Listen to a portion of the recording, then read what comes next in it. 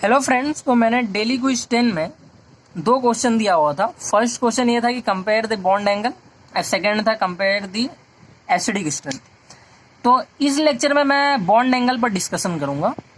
तो बात यह है कि जनरली स्टूडेंट्स का यही डाउट रहता है और ऐसे ही क्वेश्चंस को जनरली अप्रोच करते हैं एक नॉर्मल से फॉर्मूला बेसिस पे कि bond angle is directly proportional to electronegativity of central atom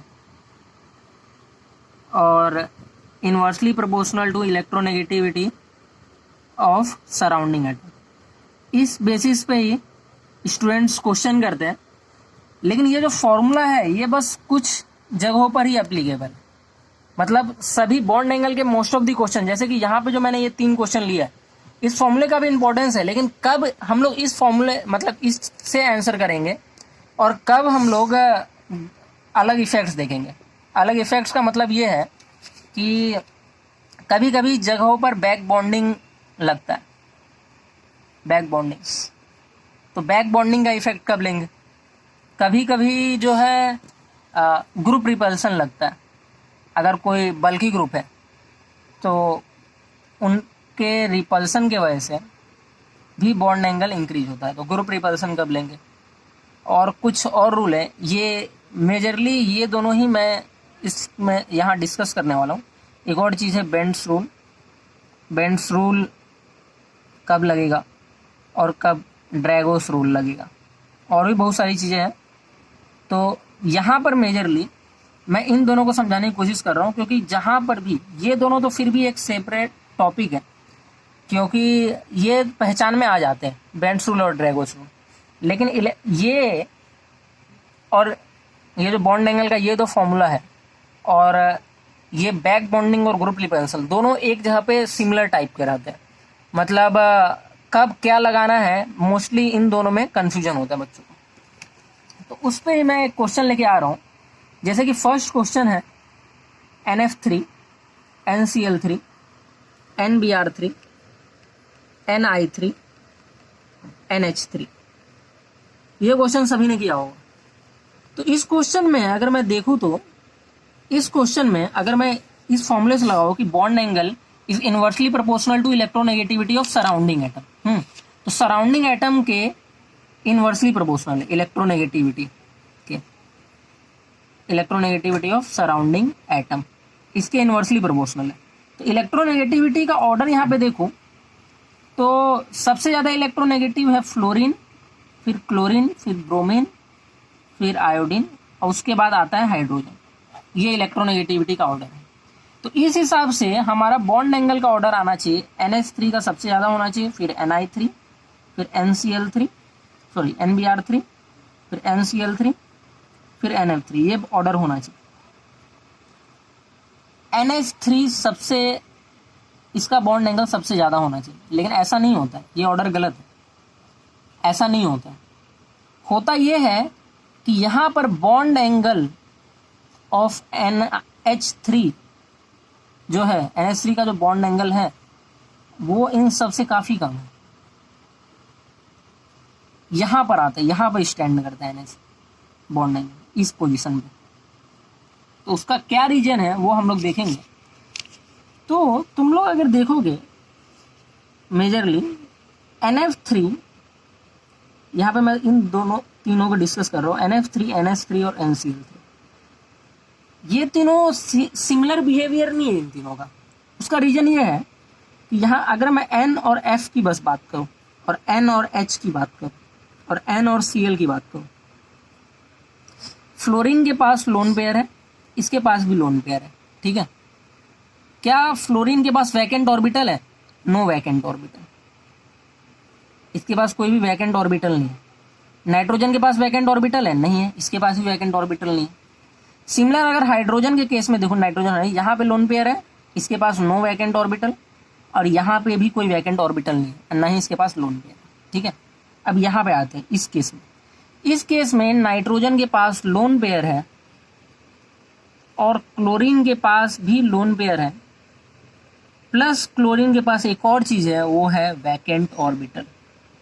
vacant orbital, और वैकेंट ऑर्बिटल होने की वजह से ये नाइट्रोजन का लोन पेयर यहाँ पे बैक बॉन्डिंग कर सकता है। तो यहाँ पे बैक बॉन्डिंग पॉसिबल है। क्या पॉसिबल है? बैक बॉन्डिंग पॉसिबल है।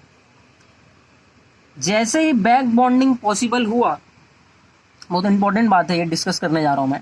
जैसे ही N और Cl के बीच में ये बैक बॉन्डिंग हुआ, वैसे ही ये जो सिंगल बॉन्ड है, अब ये डबल बॉन्ड कैरेक्टर शो करेगा।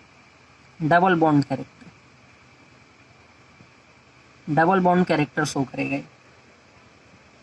सिंस ये डबल बॉन्ड कैरेक्टर शो कर रहा है, इसका मतलब ये हुआ, तुम लोग को पता है कि जो रिपल्सन होता है, दो डबल बॉन्ड के बीच का रिपल्सन इज ग्रेटर देन दो सिंगल बॉन्ड के बीच का रिपल्सन। तो डबल बॉन्ड का रिपल्सन जो होता है, डबल बॉन्ड का रिपल्सन वो सिंगल बॉन्ड के रिपल्सन से ज्यादा होता है। ठीक है, तो इस हिसाब से ये काफी यहाँ पे मैं डिटेल में डिस्कशन कर रहा हूँ। नेक्स्ट इसके बाद के जो एग्जाम्पल्स हम लोग देखेंगे तो उसमें तुम बहुत आसानी से आंसर कर रहे होगे। तो यहाँ पे मैं बस एक्सप्लेन कर रहा हूँ तुम्हें अच्छे तरीके से। तो डबल बॉन्ड का रिपल्सन जो है सिंगल बॉन्ड से ज़्यादा होता है, और ट्रिपल बॉन्ड का रिपल्सन इससे भी ज़्यादा होता है। यही रीजन है कि अगर तुम लोग बात करोगे CH ट्रिपल बॉन्ड, CH का बॉन्ड एंगल ज़्यादा है CH2 डबल बॉन्ड CH2 से, और उसके बाद जो है CH3 CH3। हाइब्रिडाइजेशन भी यहाँ पे इन्वॉल्वेशन है हाइब्रिडाइजेशन का भी। यहाँ पे देख लो ये बॉन्ड एंगल सब ज़्यादा है और क्योंकि रिपल्सन ज़्यादा है, और फ्लैटनेस भी आ जाती है काफ़ी, ऑर्बिटल ओवरलैपिंग बहुत सारा इन्वॉल्वेशन। तुम ऐसे याद रखो यहाँ पे ट्रिपल बॉन्ड। ठीक है, अब देखो यहाँ पे देखते हैं। तो इस हिसाब से NCl3 का बॉन्ड एंगल जो है सबसे ज़्यादा हो गया, ये पता चल गया मुझे। और उसके बाद जो है NF3 और NH3 की बात करें तो कोई भी वैकेंट ऑर्बिटल नहीं है, कोई भी बैक बॉन्डिंग नहीं है।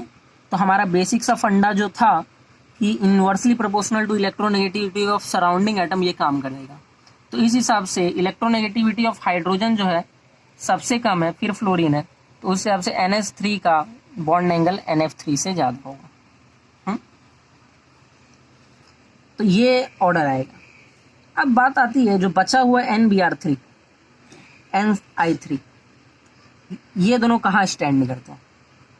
तो मैं आपको बता दूं कि N और Cl यहाँ पे भी वैकेंट था, नाइट्रोजन ब्रोमीन यहाँ पे वैकेंट है, N और I यहाँ पे आयोडीन वैकेंट है।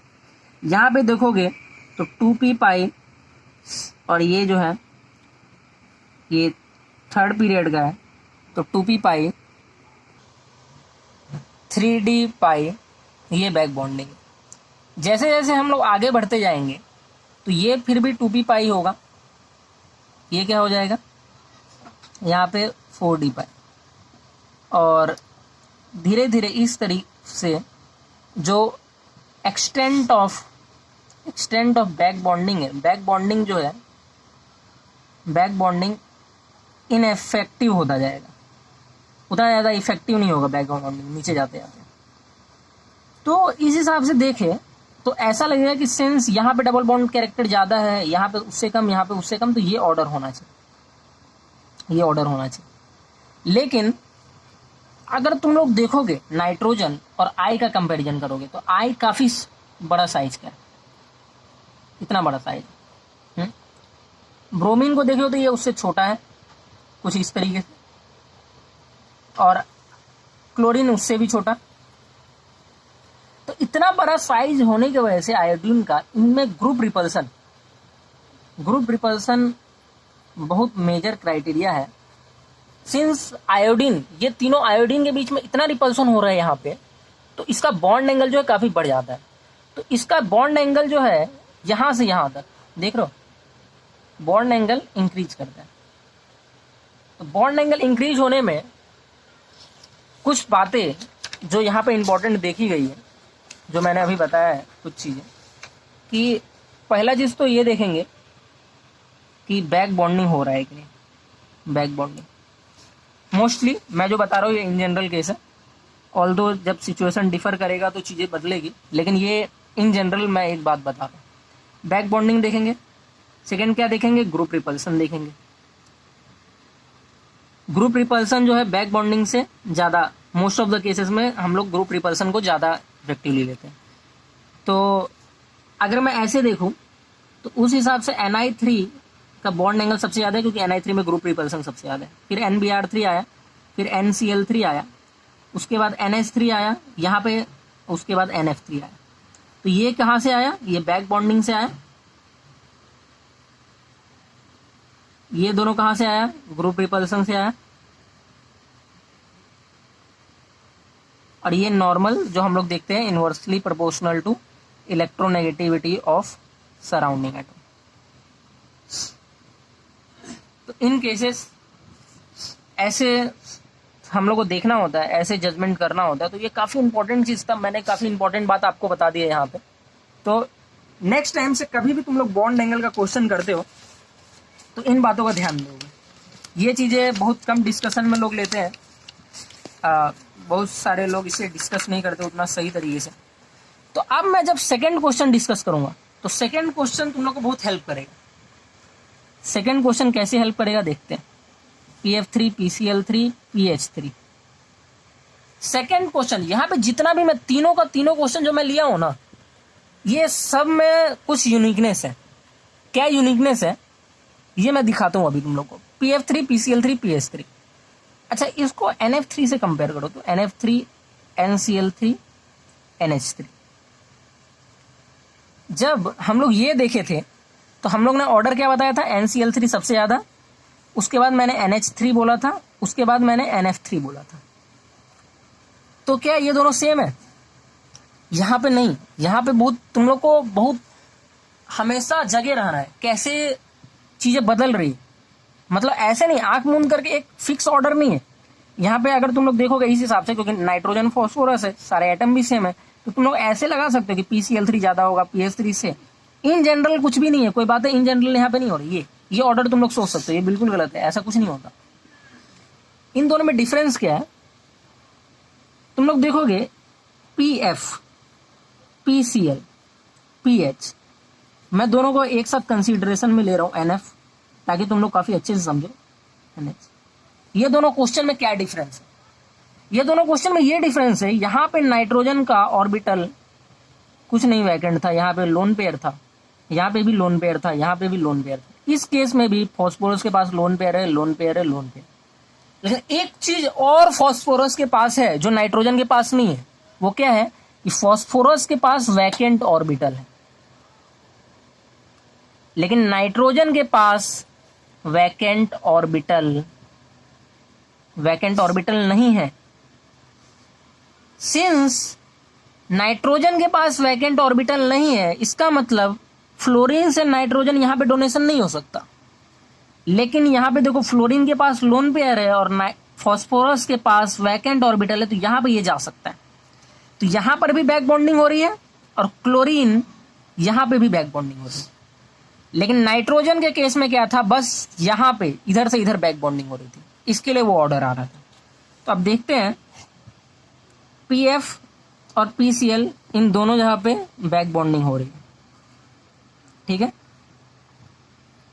इन दोनों जगह पे बैक बॉन्डिंग हो रही है। पीएच में बैक बॉन्डिंग नहीं हो रही है, तो एनी हाउ यहाँ पे सिंगल बॉन्ड कैरेक्टर है, यहाँ पे डबल बॉन्ड कैरेक्टर है, तो बॉन्ड एंगल इन दोनों का पीएच वाले से ज्यादा है, ठीक है। पीएच का बॉन्ड एंगल सबसे कम है। अब हम लोग देखते हैं क्लोरीन और फ्लोरीन का क्या सीन है। क्लोरीन और फ्लोरीन में क्या देखेंगे, तो क्लोरीन का साइज जो है फ्लोरीन से ज्यादा है, तो ग्रुप रिपल्सन जो है, अगर मैं 3 क्लोरीन लगाऊं तो ये कैसा है, ऐसा है कुछ। अब फ्लोरीन तो काफी छोटा है, तो यहां पे ग्रुप रिपल्सन ज्यादा है, यहां पे ज्यादा है। ये क्लोरीन है, ये क्लोरीन है, ये फ्लोरीन है, फ्लोरीन है, फ्लोरीन है। तो यहां पे रिपल्सन नहीं है, यहाँ पे रिपल्सन बहुत कम है, यहाँ पे रिपल्सन बहुत ज्यादा है, तो ये बॉन्ड एंगल भी बढ़ेगा। तो यहाँ पे हम लोग देखते हैं कि ग्रुप रिपल्सन जो है, दो ग्रुप्स के बीच में जो रिपल्सन हो रहा है उसके वजह से बॉन्ड एंगल कैसे अफेक्ट हो रहा है। तो यहाँ पे भी देखेंगे इन दोनों में बैक बॉन्डिंग हो रहा है, तो सबसे पहले नंबर पे आएगा ग्रुप रिपल्सन PF3, उसके बाद आता है PH3।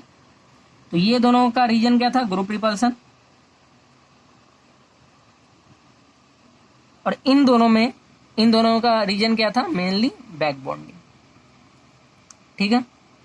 तो आई होप तुम लोग बहुत अच्छे से समझ रहे हो कॉन्सेप्ट्स को कि कब ग्रुप रिपल्सन लेना है, कब बैक बॉन्डिंग लेना है, और कब एक इन जनरल चीज जो हम लोग लगाते थे, bond angle is directly proportional to electronegativity of central atom, bond angle is inversely proportional to electronegativity of surrounding atom. तो इन सब चीजों को काफी बारीकी से देखना है। थर्ड क्वेश्चन थोड़ा सा डिफरेंट है। यहाँ पे तीनों के तीनों क्वेश्चन में मैंने कुछ चीजें डिस्कशन करने की कोशिश की है। अगर तुम लोग फर्स्ट क्वेश्चन को लोगे और थर्ड क्वेश्चन को लोगे तो ये दोनों थोड़ा सा सिमिलर मैच करता है। तो क्या डिफरेंस है देखते हैं। OCl2, OF2, OH2, H2O ले लो। यहाँ पे क्या, यहाँ पे ऑक्सीजन क्लोरीन है। अगेन क्लोरीन के पास क्या है, वैकेंट ऑर्बिटल। इसका आंसर तुम लोग खुद कर सकते हो, फर्स्ट से काफी मिलता जुलता है। इसके पास वैकेंट ऑर्बिटल है, इसके पास लोन पेयर है, तो ये यहाँ से डोनेट हो जाएगा, यहाँ से डोनेट हो जाएगा। यहाँ पे डबल बॉन्ड कैरेक्टर आएगा, बॉन्ड एंगल इंक्रीज करेगा। ऑक्सीजन फ्लोरीन में no vacant orbital, vacant orbital है क्या यहाँ पे, लोन पेयर है, कुछ नहीं होगा। H2O में भी ऐसा कुछ नहीं, लोन पेयर है। तो OCl2 में वैकेंट ऑर्बिटल लोन पेयर होने की वजह से OCl2 का जो है बॉन्ड एंगल जो है क्या हो गया, सबसे ज्यादा हो गया। अब यहाँ पे ना ही वैकेंट ऑर्बिटल है, यहाँ ना ही वैकेंट ऑर्बिटल है, ना ही बैक बॉन्डिंग काम कर रहा है। तो यहाँ पे हम लोग क्या लेंगे, यहाँ पे क्या लेंगे बोलो, यहाँ पे लेंगे bond angle is inversely proportional to electronegativity of surrounding atom. तो सराउंडिंग एटम के इलेक्ट्रोनेगेटिविटी के इनवर्सली प्रोपोर्शनल है, तो H2O का इलेक्ट्रोनेगेटिविटी कम है, तो ये यहाँ पे आएगा, फिर OF2 आएगा। तो इस हिसाब से 3 क्वेश्चन मैंने यहाँ पे डिस्कस किया और तीनों काफी डिफरेंट कॉन्सेप्चुअल क्वेश्चन थे। ऐसा चीजें कब ग्रुप रिपल्सन देखते हैं, कब बैक बॉन्डिंग देखते हैं और कब ये देखते हैं, तो इसको काफी ध्यान में रखना है। अब यहाँ पे मैं एक और क्वेश्चन लेने जा रहा हूँ तुम्हारे लिए, यहाँ पे इधर दिया हुआ नहीं है, लेकिन जस्ट मैं ये क्वेश्चन लेने जा रहा हूँ कि कुछ बच्चे ऐसा सोचेंगे, जैसे कि मैं बोलूँ BF3, BCl3 और BI3, तो तुम लोग यहाँ पे बोल सकते हो कि इसमें BI3 में ग्रुप रिपल्सन ज़्यादा होगा, इसमें ग्रुप रिपल्सन कम, इसमें ग्रुप रिपल्सन सबसे कम। तो BI3 का बॉन्ड एंगल जो है BCl3, BF3 ऐसा ऑर्डर होना चाहिए, ऐसा तुम लोग सोच सकते हो। ऐसा सोचो कैसे बनाते हैं, जो भी थिंकिंग वाला बना दो, ऐसा शैडो में बना नहीं पाए, तो ऐसा तुम लोग सोच सकते हो। तो कैसे करेंगे इसको, बात यह है कि यहाँ पे इन सभी केसेस में ये BF3 जो है, BFF, बस 3 स्ट्रक्चर है, इन तीनों का हाइब्रिडाइजेशन यहाँ पे sp2 है, तीनों का हाइब्रिडाइजेशन sp2 है, देख रहे हो, तीनों का हाइब्रिडाइजेशन sp2 है। इसका मतलब जो स्ट्रक्चर है ये सिमेट्रिक है ऑलरेडी, देख रहे हो, BCl, अगर ये इधर से रिपेल करता है तो यहाँ से ये भी रिपेल करेगा, तो ऑल नेट इफेक्ट जो है, नेट इफेक्ट 0 है। ये रीजन है कि BF3, BCl3 और BI3 का बॉन्ड एंगल जो है सेम होता है। सोचना इस पर, यहाँ पर रिपल्सन नहीं लगेगा, रिपल्सन हो रहा है लेकिन कोई अदर चीज थोड़ी ना है, ये 3 फ्लोरीन एटम के अलावा कोई तीसरा चीज नहीं है। जो हम लोग पिछला डिस्कशन कर रहे थे, यहाँ पे लोन पेयर था, लोन पेयर एक डिसिमेट्री ला रहा है मॉलिक्यूल में, मॉलिक्यूल असिमेट्रिक बना रहा है, लेकिन इस केस में ऐसा कुछ नहीं है, तीनों के तीनों सिमिलर मॉलिक्यूल है, ठीक है, तीनों के तीनों सिमिलर एटम है। तो यहाँ पे हमारा बॉन्ड एंगल का डिस्कशन खत्म होता है। नेक्स्ट क्लास में मैं जो हूँ एसिडिक वाला जो क्वेश्चन मैंने दिया हुआ है, एसिडिक कंपेयर एसिडिक स्ट्रेंथ, तो इसको मैं पार्ट 2 में डिस्कस करूँगा। ये डेली क्विज का पार्ट 1 था, तो इसको तुम लोग सॉल्व करना। ये तीनों क्वेश्चन भी काफ़ी कॉन्सेप्चुअल है, मोस्टली बच्चे इसमें फंसा करते हैं, तो इसको तुम लोग देखना। Thank you.